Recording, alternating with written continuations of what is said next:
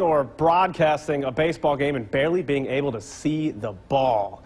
That was the reality for MBraves play-by-play man Chris Harris. And as we find out in tonight's Sports Zone feature, this offseason was a crucial one in his battle to overcome a rare eye disease.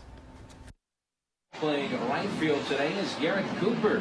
Baseball's been part of my DNA since I was, I could pick up a bat. So I knew it was going to be a big part of my life. Chris Harris's baseball life began in rural West Tennessee. A Little League star turned pitcher and first baseman for Bethel University.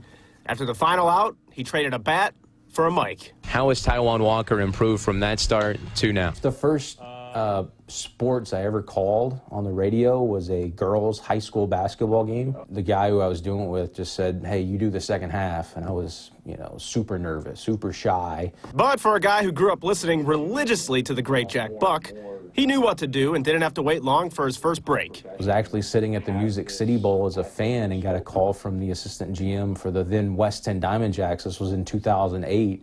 And said, "We have an opening for our radio play-by-play position in our media relations. Would you be interested?" The answer was yes. 6 years later, it was off to Biloxi. Then in 2017, the Braves came calling. It was an opportunity I couldn't pass up to work for one of the best franchises in all of sports, the Atlanta Braves. And so this will be year 3 for me here, and 12 years in minor league baseball and over 1,500 games I've called. All while dealing with something that made life really hard. I had people look at me real funny, reach out to shake somebody's hand and miss them because your depth perception is off that much. It started in college, vision loss, piercing headaches every day. Something was wrong, but he couldn't figure out what. So I went to ENT doctors, I went to psychologists, I went to brain specialists, had MRIs, thought I had a brain tumor. And then finally a trip to the eye doctor, and the answer he'd been searching for.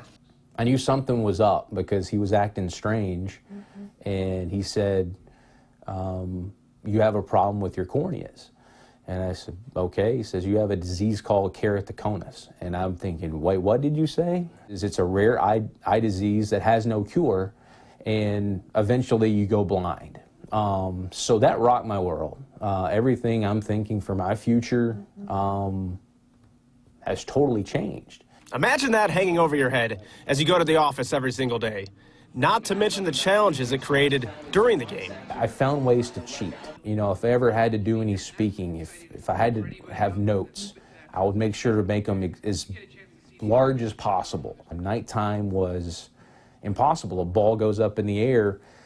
With this disease, the lights turn into almost like looking into fireworks. Their starter, Francis. Here's a swing and a drive deep towards left. I found ways to find the umpire when they call a home run. It's a goodbye. When he puts up that, it got out of here if I lost the baseball. Pache says, "You want to throw me another breaking ball? Okay, big fella." But here in Mississippi, Chris found a new doctor and a new hope. I found a cornea specialist that pitched to me a just FDA-approved procedure called corneal cross-linking, which had not been performed in the United States but for maybe a year. And I'm thinking, that's what in the world, Options were limited, so Chris said, "Let's do it." I went through this past baseball season with the reality knowing this offseason is going to be a pain in the butt. I set up my first surgery for September 10th. Our season had ended the week prior, and had my first eye, my left eye, done. Wasn't fun. You're awake through the whole thing. Basically took them until just after Thanksgiving that they felt like the procedure had worked. And at that point, they put you through fittings for what I call my prosthetic eye. Basically, it's a almost quarter-size contact lens that I have to install in my eye every morning. Once that thing was in, they had me seeing at a level where I had not seen in years. The next month, Chris had his right eye done, and it too was a success. This surgery, which was performed in Germany and in Europe for few years before coming here has given me kind of a second chance at being able to do things at a level I never thought I would be able to do. We're in Monroe, Louisiana, on the Bayou.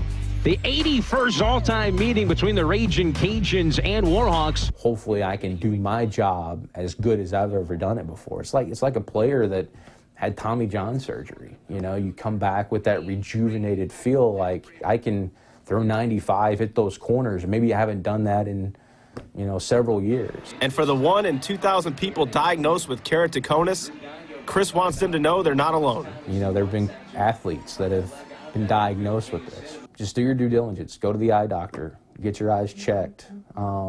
If you're experiencing some of the things like headaches, if you're not sure why your vision has quickly deteriorated, this could be it. And there's help available.